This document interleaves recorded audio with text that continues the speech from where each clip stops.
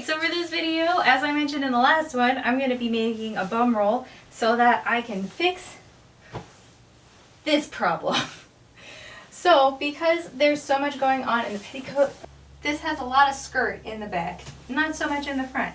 So where it might have been kind of nicely balanced if there was an even amount of skirt all the way around, it's not. So the weight of this is kind of pushing down on the back, and I would like to fix that so that I have more volume in the back than I do in the front. Whereas right now, I don't. I guess it looks kind of even-ish, but I'd prefer a little bit more booty bump than like front bump. So that's what we're going to be working on today. Basically, there's two ways that I could address this issue. One of them is by putting a strap that goes across the back of my knees and kind of like keeps the whole cage from swinging forward. It'll have like 2 attachment points at the cage and then like go across the back of my legs. I think that sounds really uncomfortable. Maybe it's not. If you've done it before, let me know how it rates on your comfort scale. But the one that I'm more familiar with making anyways, because we make so many of them for theater, is a bum roll. And basically it's just like a little pillow that goes on your butt and it helps to push out your cage. Oh yeah, like I can feel the cage is like right up against my butt, so like that's not right. And there's lots of volume up here. So if I just like reach for the rungs, it should pull it out like this. I haven't found much information on like the extant use of bum rolls in Victorian clothing. They're really popular in like Tudor and Renaissance clothing, and then the bustle essentially serves the same purpose later, and you can find like bustle pads, but I haven't like really seen much in Victorian clothing where they use bum rolls. If they do, let me know, and like then I can be correct in my usage of this rather than just doing it because that's what we do in theater. Literally anytime you wear a hoop skirt, you just shove a bum roll under it and hope it works. So that's what we're going to be doing in this video. The pattern is very simple, meaning it's literally just kind of like half circles. So this is going to be a quick and easy project, which is good because I am very tired from working on all of the house stuff. So need a small win. Yeah, and then this should be our final foundation garment, so that's super exciting. Get to move on to real clothes soon. Anyways, yeah, so let's get right into it so I can finally not have a flat booty.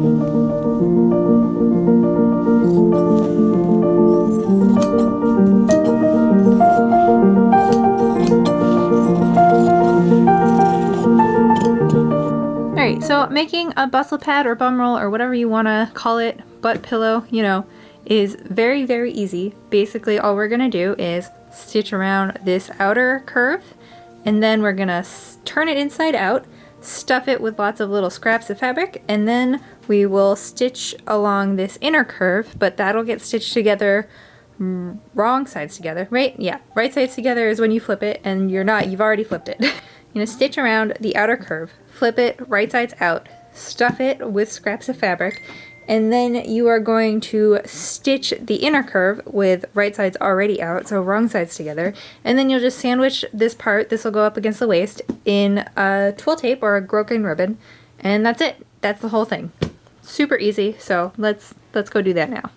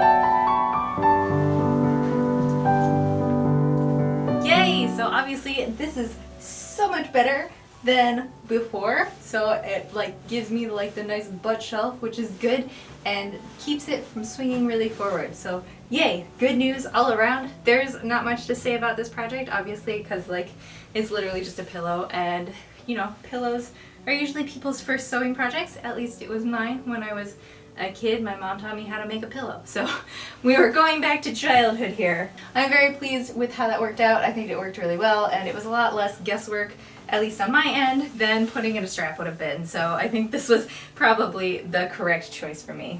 Hi, baby bat. Hi. You wanna come stand?